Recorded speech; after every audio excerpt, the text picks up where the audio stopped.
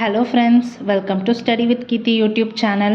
Group 4க்கு இன்னும் 67 days தான் இருக்குது. உங்களோட ப்ரிப்பரேஷன் எப்படி போகுதுன்னு மறக்காமல் கமெண்ட்ஸில் சொல்லுங்கள். நம்ம அகரவரிசையை பற்றி இந்த வீடியோவில் பார்க்கலாம். வாங்க வீடியோக்குள்ளே போகலாம். மொத்தமாக நமக்கு 9 விதிகள் இருக்குது. அதில் ஒவ்வொரு விதியும் என்ன சொல்லுது அதுக்கான எடுத்துக்காட்டை பார்க்கலாம். விதி 1 பார்த்தோன்னா உயிரெழுத்து. உயிரெழுத்துனா நமக்கு ஆ ஆ இ ஈ அந்த வரிசையில் நம்ம ஆர்டர் பண்ணணும். அந்த மாதிரி ஈசன், எழில், ஐயம், ஔடதம். விதி 2 என்ன சொல்லுதுன்னா உயிர்மெய் எழுத்து அல்லது வர்க்க எழுத்து. வர்க்க எழுத்துன்னா இப்போது கா கா, கீ கீ, கூ கூ இந்த மாதிரி ஒரே வரிசையில் வருது இல்லைங்களா, அதை தான் வர்க்க எழுத்துன்னு சொல்லுவாங்க. இங்கே எப்படி ஆர்டர் பண்ணியிருக்காங்கன்னா கதிரவன், சந்திரன், ஞாயிறு, திங்கள். இங்கே இதுவே நமக்கு தனித்தனி எழுத்தாக வேறு வேறு லெட்டர் இருக்கிறதுனால பிரச்சனை இல்லை. இதுக்கு பதில் நமக்கு இப்போ காலம் அப்படின்னு இன்னொரு வார்த்தை கொடுத்துருந்தாங்க அப்படின்னா கதிரவனுக்கு அப்புறமா நம்ம காலமை தான் ஆர்டர் பண்ணணும். அதுக்கப்புறம் தான் சந்திரன், ஞாயிறு, திங்கள்லாம் வரும். விதி 3 பார்த்தோன்னா ஒரே வர்க்க எழுத்து. அதாவது இப்போது கா கா, கீ கீ அந்த வரிசையிலே இருக்குது அப்படின்னும் போது நம்ம அந்த வரிசை என்ன ஆர்டரோ அதைப்படி தான் எழுதணும். ஃபஸ்ட்டு காட்சி, கேணி, கை, கோபுரம் இந்த ஆர்டரில். விதி 4 என்ன சொல்லுதுன்னா நமக்கு உயிரெழுத்து, உயிர்மெய் எழுத்து, வர்க்க எழுத்து 3மே கொடுத்துருக்காங்க அப்படின்னும் போது முதல்ல நம்ம உயிர் எழுத்தை தான் மென்ஷன் பண்ணணும். அதுக்கப்புறம் தான் உயிர்மெய் எழுத்து, அதுக்கப்புறம் தான் வர்க்க எழுத்து. இங்கே அந்த ஆர்டரில் அரசன், ஆமணக்கு, கொம்பு, பல்லாண்டு, முத்து.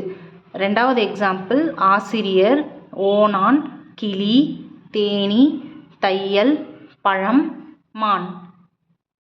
விதி 5 என்ன சொல்கிறாங்கன்னா முதல் லெட்டர் சேமாக இருக்குது அப்படின்னும் போது நம்ம 2வது லெட்டர் அடிப்படையாக வச்சு தான் மெய் எழுத்து, அதுக்கடுத்து அதோட வர்க்க எழுத்துன்னு பிரிக்கணும்.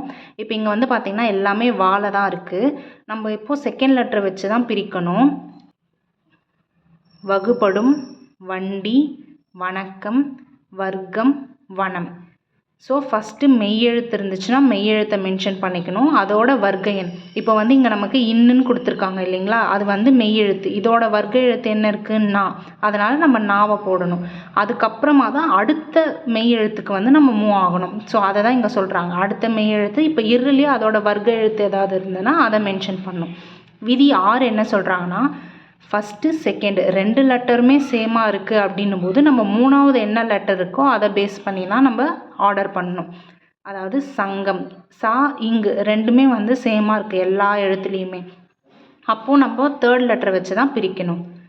சங்கம், சங்கு, சங்கை, சங்கொலி. அடுத்தது இப்போ நமக்கு முதல் 3 எழுத்துமே சேமாக இருக்குது அப்படின்னும் போது 4வது எழுத்தை வச்சு தான் நம்ம ஆர்டர் பண்ணணும்.